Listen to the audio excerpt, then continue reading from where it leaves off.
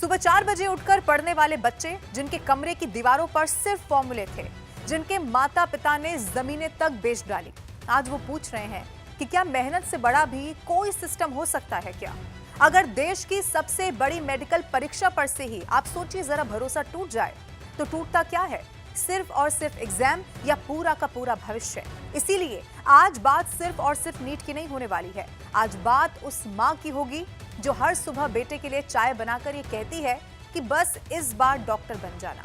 और इसी के साथ आज बात उस पिता की भी हम करने वाले हैं जिसने फीस भरने के लिए अपनी बचत तक को तोड़ कर रख दिया।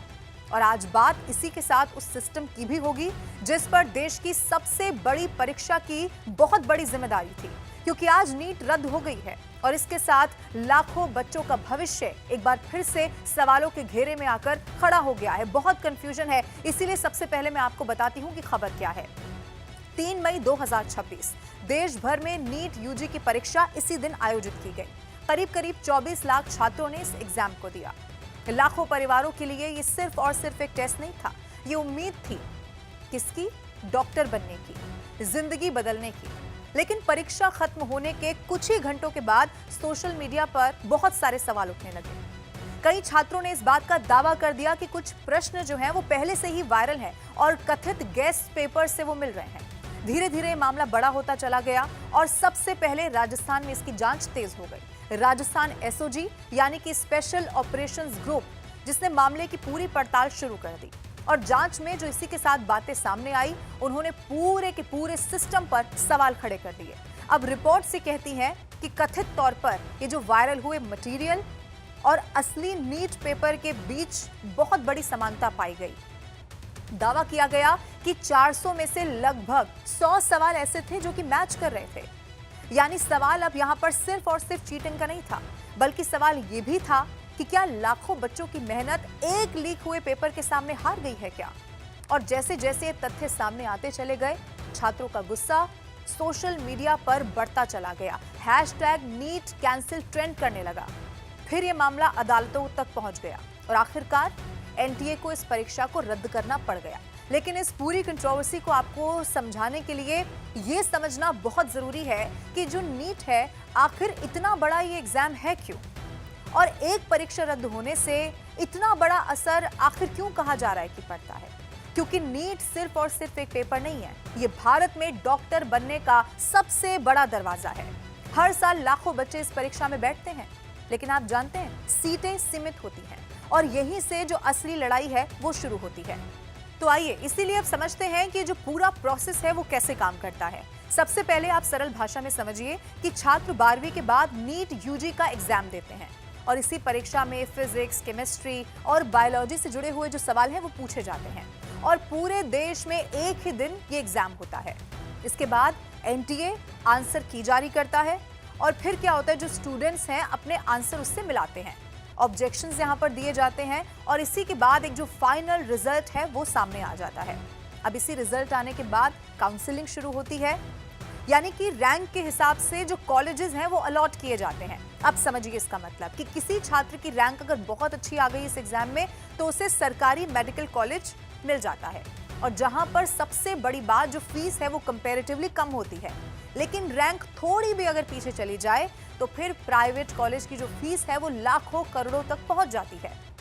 और यही वजह है कि ये जो परीक्षा है नीट, इसका प्रेशर बहुत ज्यादा होता है। आप सोचिए, कई बच्चे 2 से 3 साल तक ड्रॉप लेकर सिर्फ और सिर्फ नीट की तैयारी करते हैं।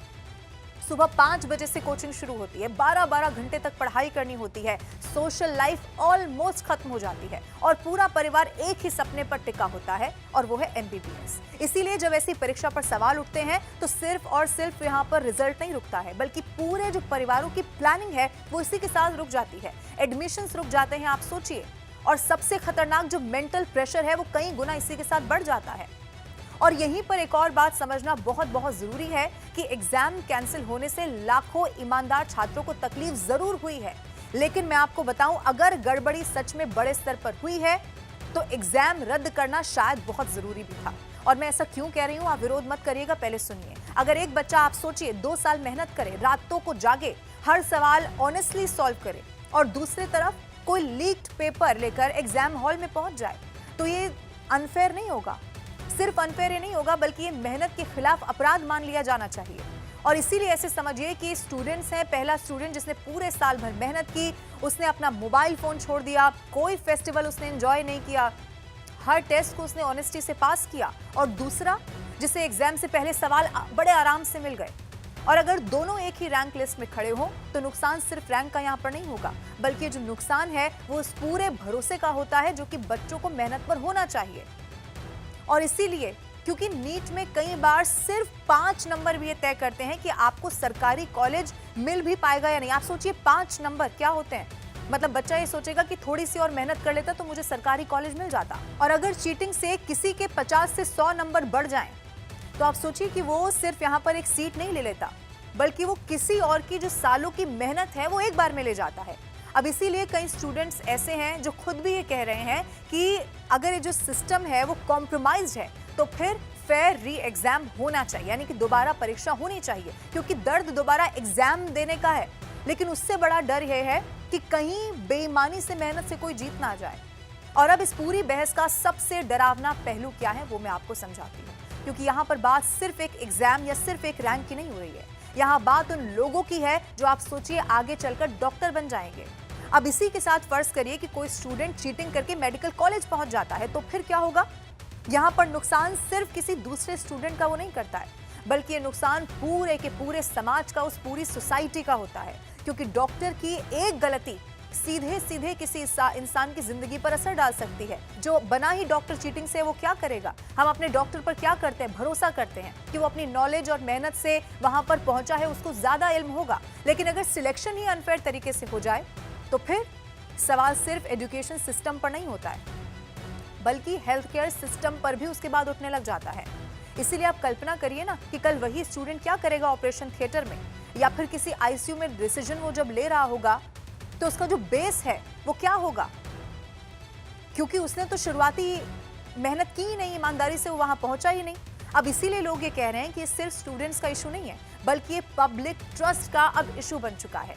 क्योंकि देश को सिर्फ ज्यादा डॉक्टर नहीं चाहिए, बल्कि देश को योग्य और ईमानदार डॉक्टर चाहिए। ये फर्क आपको अब समझना होगा। इसीलिए सबसे बड़ा सवाल अब आपके मन में ये जरूर होगा कि अब आगे क्या होने वाला है।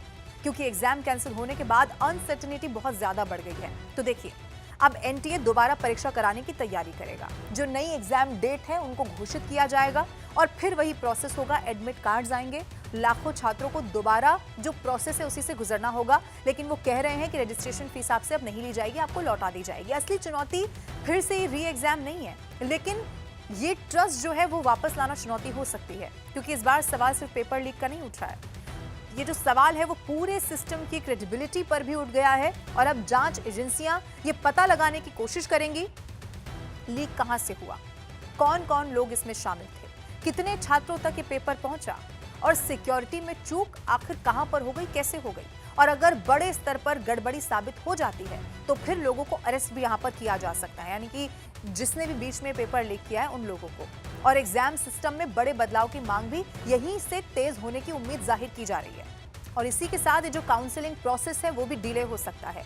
मेडिकल कॉलेजेस का जो एकेडमिक कैलेंडर है वो इसी के साथ पीछे जा सकता है। और इसका असर सिर्फ और सिर्फ अब स्टूडेंट पर नहीं है, बल्कि पूरे हेल्थ केयर एजुकेशन सिस्टम पर पड़ सकता है। ये बिल्कुल सच्चाई है और यहाँ से आपको ये मानना होगा। लेकिन सबसे कठिन दौर शायद अब छात्रों के लिए शुरू हो जाएगा, क्योंकि अब उन्हें क्या करना होगा। फिर से सबसे पहला स्टेप होगा कि मेंटली तैयार होना पड़ेगा। फिर से वही बुक्स होंगी, फिर से वही मॉक टेस्ट होंगे, और फिर से वही एंजाइटी भी हो सकती है। और इस कहानी का जो सबसे दुखद हिस्सा है वो यही है कि जिन बच्चों की कोई गलती नहीं थी, सबसे बड़ी कीमत शायद वही अब चुका रहे हैं। और इस पूरी कहानी के बीच एक वो सच्चाई जो आपको मैं बताना चाहती हूँ, जो अक्सर कैमरों से दूर रह जाती है। देखिए, नीट देने वाले बच्चे सिर्फ बड़े शहरों से नहीं आते हैं, बल्कि ज्यादातर भारत के अलग अलग कोनों से आते हैं। कोई छोटा शहर छोड़कर 10 से 12 घंटे की ट्रेन यात्रा करके आता है। आप सोचिए, कोई बस में सफर करके वहां पहुंचता है। और कई बार तो हालात इतने ज्यादा मुश्किल हो जाते हैं कि जो माता पिता हैं वो खुद बच्चों के साथ रेलवे स्टेशन पर रात गुजार देते हैं। क्यों? क्योंकि होटल का खर्च उनके बस से बाहर हो जाता है।